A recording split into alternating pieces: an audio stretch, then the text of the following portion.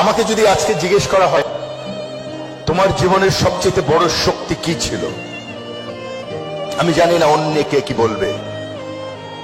আমি নিশ্চিত করে তোমাদের বলতে পারি, আমি যে কোনো জায়গায় বলবো, যে কোনো পরিস্থিতিতে বলবো, আমার জীবনের সবচেয়ে বড় শক্তি ছিল আমার মায়ের দোয়া। তোমাদের কাছে আজকে এটা ইমোশনাল কথা মনে হতে পারে, কিন্তু জীবনে যখন আমার জায়গায় আসবে অথবা আমাদের জায়গায় আসবে, তখন দেখবে ওটা কি শক্তি। আমি দুটো গল্প বলবো আজকে এখানে, একটি আমার মায়ের গল্প আর একটি অন্য একটি মায়ের গল্প। আমার মার কোনো কিছু হলে আমি বলতাম, পায়ের নিচে শুয়ে বলতাম আমার গায়ের উপর একটা পা রাখো তো, আর আমাকে একটা ফু দাও। তো আমার জীবন এখনো ফুয়ের মধ্যেই চলছে। আমি যখন ম্যাট্রিক পরীক্ষা দেই আগের রাতে, আমার অনেক জ্বর, অনেক অনেক জ্বর, 104 ডিগ্রি হবে। আমি সকালবেলা উঠে বললাম, মা আমি তো আর পরীক্ষা দিতে পারবো না।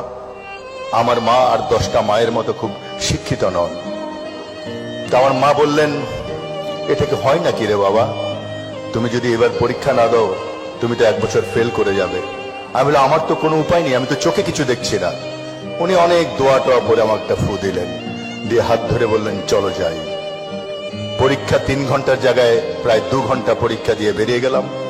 বাইরে মানে বিপর্যস্ত মা বসে আছেন, আমার ছেলে কি করছে ভেতরে। বাইরে বেরোলাম, বললো কি পরীক্ষা শেষ হয়েছে, সব প্রশ্নের উত্তর দিয়েছো? আমি বললাম না, মাত্র 34 প্রশ্নের উত্তর দিয়েছি, 34 নাম্বার।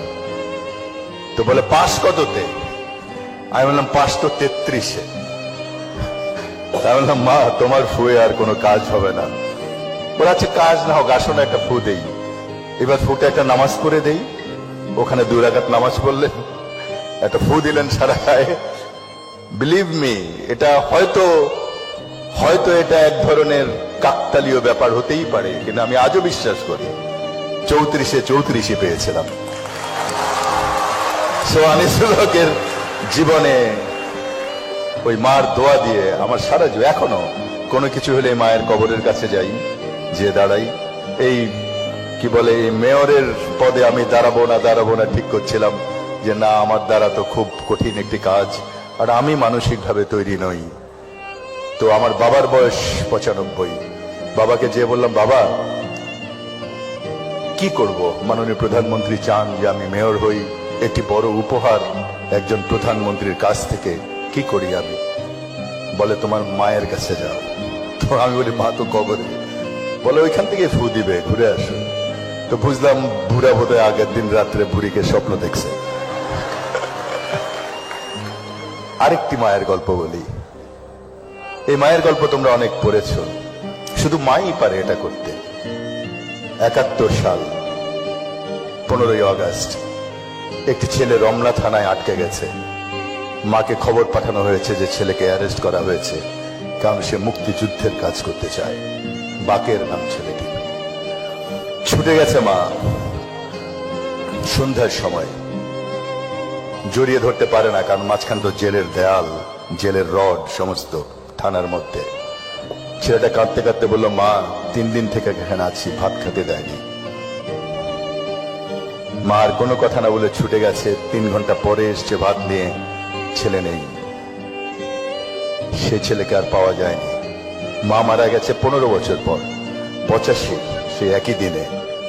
এই 15 বছর সেই মা একটি ভাত খায়নি, একটি লোকমাও ভাত খায়নি, কারণ সে তার ছেলে বাকেরকে খাওয়া পা দিতে পারেনি। এই হলো মা। সুতরাং আমি তোমাদের বলি, এই বয়সে এসে, আমার বয়সে কিন্তু আমি বুঝতাম না যে মার বা বাবার দোয়া কত পরিশ্রম।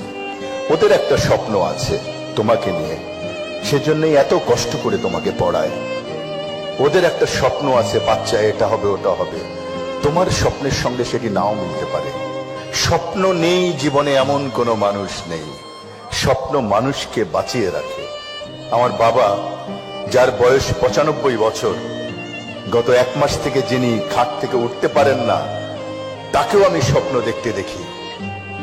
1 বছর আগে বা 8 মাস আগে স্বপ্ন ছিল যে ছেলে তো অনেক জায়গায় অনেক মাতবরি টাতবরি করেছে, ছেলেটা যদি মেয়র হয়। তার স্বপ্ন ছিল তার একটি ছেলে, সে সেমি আর্মিতে কাজ করতো, আনসারে, সবসময় স্যালুট দিত। তো আমার ছোট ভাইকে বলল, আমি চাই আমার স্বপ্ন আমার কোনো ছেলে সেলুট নিক। আমার ছোট ভাই খুব স্কলার ছেলে ছিল, সে তার স্বপ্ন ছেড়ে দিয়ে বাবার স্বপ্নের সঙ্গে নিজের স্বপ্ন মিলিয়ে আর্মিতে গিয়েছিল। আর এই বাবার স্বপ্ন ছিল 1 বছর আগে, আমার ছেলে তো আমার স্বপ্ন নিয়ে তার স্বপ্নকে ছেড়ে দিয়েছিল। তার স্বপ্ন ছিল স্কলার হওয়ার, সে বাবার স্বপ্নকে মিলাতে যে আর্মি হয়ে গেছে। সেই বাবার দোয়া, সেই মার দোয়া তার জীবনকে উজ্জ্বলিত করে দিয়েছে। তার স্বপ্ন ছিল তার ছেলে সেনাবাহিনী প্রধান হোক। আল্লাহ আমার মার, আমার বাবার সে স্বপ্ন পূরণ করেছে। তোমাদেরও বলি, মায়ের স্বপ্নের সঙ্গে বাবার স্বপ্নের সঙ্গে তোমার স্বপ্ন মিলবে এমন কোনো কথা নেই। আজকে সকালে আমার বাবা বলে, একটু দেশের বাড়িতে যাওয়া যায় না? আমি বলি, আমার বাবাকে তো হেলিকপ্টারেও নেওয়ার কোনো উপায়